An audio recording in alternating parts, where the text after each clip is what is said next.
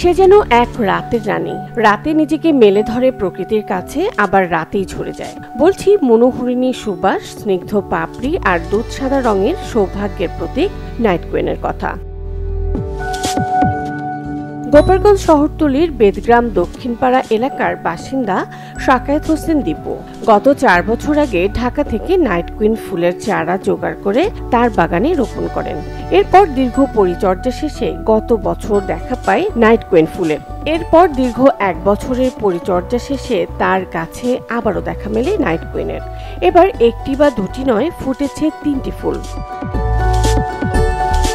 দূর দূরান্ত থেকে নাইট কুইন ফুলের নাম শুনছে অনেকজন, কিন্তু এখনো কেউ দেখিনি। আমার বাসায় পর্যন্ত 2বার ফুটছে। প্রতি বছরে একবারই ফুল ফুটছে। লোকজনের শুনছে, মুখে মুখে শুনে অনেক জায়গার থেকে লোকজন আসতেছে দেখার জন্য। আমার খুব ভালো লাগতেছে। একটি ফুলের জন্য অপেক্ষা করতে হয় বছরের পর বছর। তাই তো নাইট কুইন ফুল ফোটার খবরে শাকায়েত হোসেন দীপুর বাসায় এলাকাবাসী সহ দূর থেকে ফুলটি দেখতে আসেন নানা বয়সের মানুষ। অনেকেই আবার মোবাইলে সেলফি তুলে ধরে রাখেন স্মৃতি। নাইট কুইনের ঘ্রাণে মাতাল হওয়ার পাশাপাশি দেখতে পেরে খুশি তারা। নাইট কুইন ফুল বছরে একবার ফোটে শুধু শুনেছি, কিন্তু আজ নিজ চোখে দেখার পরে নিজের কাছে এত ভালো লাগছে যে আসলে ভাষায় প্রকাশ করতে পারতেছি। আমি মনে করি যে সবার বাসায় নাইট কুইন লাগানো উচিত, অন্তত এর যে ঘ্রাণ বা সৌন্দর্য।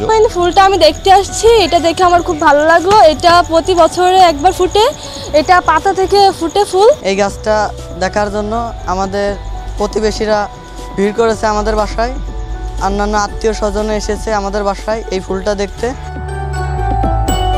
ক্যাকটাস প্রজাতির এই নাইট কুইন ফুলকে নিশিপদ্ম বলা হয়ে থাকে।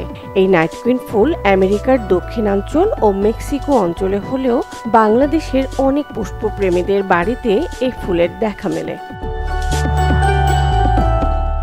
Desk report, channel 24।